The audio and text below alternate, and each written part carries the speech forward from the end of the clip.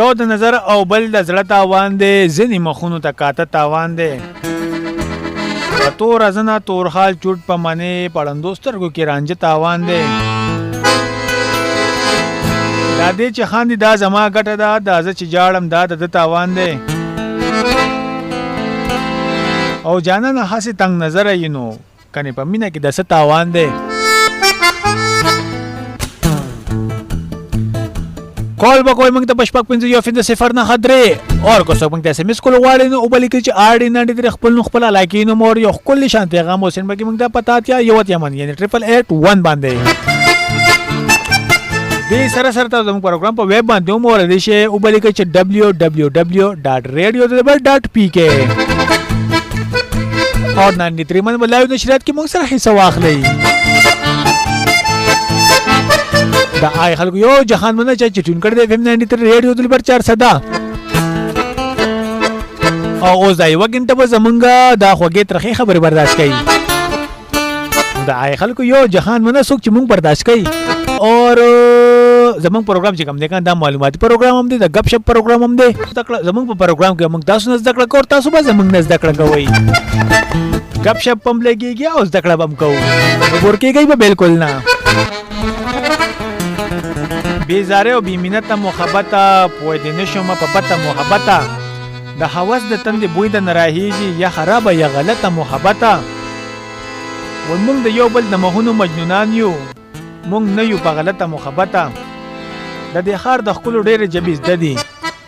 د دې خار د ښکلو ډېرې جبې زده دي راوزه د دې مالته محبته په دې چغه مثل کاله زنداني شم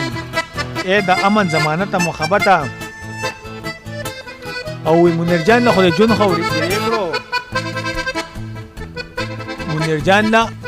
مصیبت محبته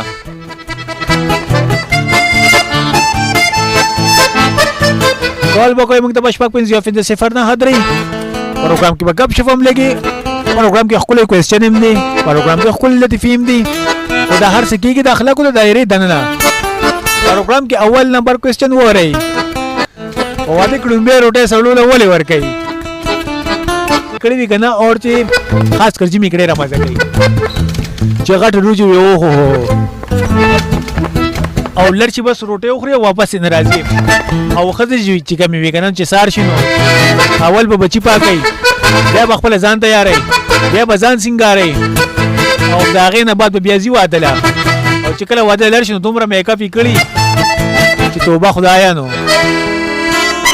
اول ته بیا روجې د واده داسې ږدي که چې توبه خدای هغه چې څوک څنګه پخوي که نو هغې ته پته لګي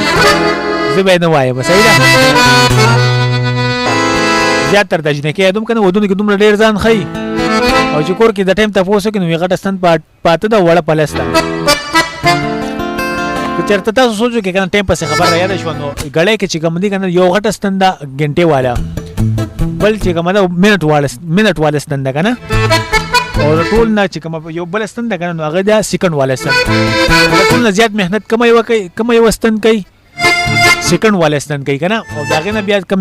محنت چې کم کوي که نه نو هغه منټ والا ستن کوي او د ټول نه کم محنت چې کم دی که نه نو هغه ګنټې والا ستن ده